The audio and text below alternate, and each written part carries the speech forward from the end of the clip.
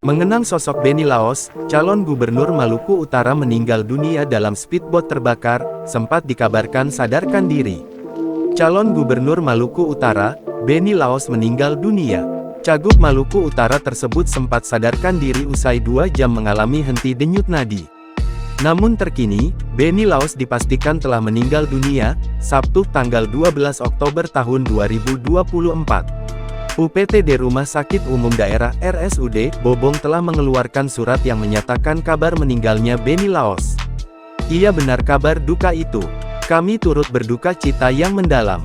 Tim RSUD Bobong sudah berusaha maksimal menangani korban, ujar Kabag Umum Pemkab Pulau Taliabu Hashim Fokaya, Sabtu tanggal 12 Oktober tahun 2024 malam. Mantan Bupati Pulau Morotai itu meninggal akibat luka bakar dan kaki patah dalam insiden kebakaran speedboat. Insiden tersebut terjadi di Pelabuhan Regional Bobong, Desa Bobong, Kecamatan Taliabu Barat, Kabupaten Pulau Taliabu, Malut, Sabtu tanggal 12 Oktober tahun 2024 pukul 14.10 waktu Indonesia Timur. Seluruh bodi speedboat terbakar dan mengakibatkan total korban meninggal sebanyak 6 orang.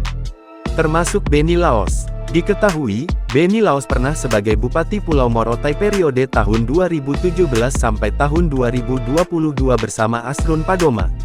Saat Pilkada 2017, Benny Laos dan Asrun Padoma didukung oleh PDIP, Golkar, Gerindra, Demokrat, PKB dan Nasdem.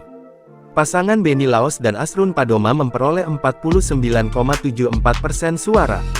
Sebelum maju di Pilkada Pulau Morotai 2017, Benny Laos pernah maju di Pilkada Gubernur Maluku Utara tahun 2013 sampai tahun 2018. Dalam kontestasi politik itu, Benny Laos menjadi calon wakil gubernur Maluku Utara bersama dengan Syamsir Andili. Namun keduanya kalah dalam kontestasi tersebut. Mengutip dari Kompas.com, sosok Benny Laos masuk dalam 10 daftar kepala daerah terkaya. Berdasarkan ELHKPN terbaru, ia memiliki total kekayaan Rp709.230.554. Download Tribun X sekarang, menghadirkan lokal menjadi Indonesia.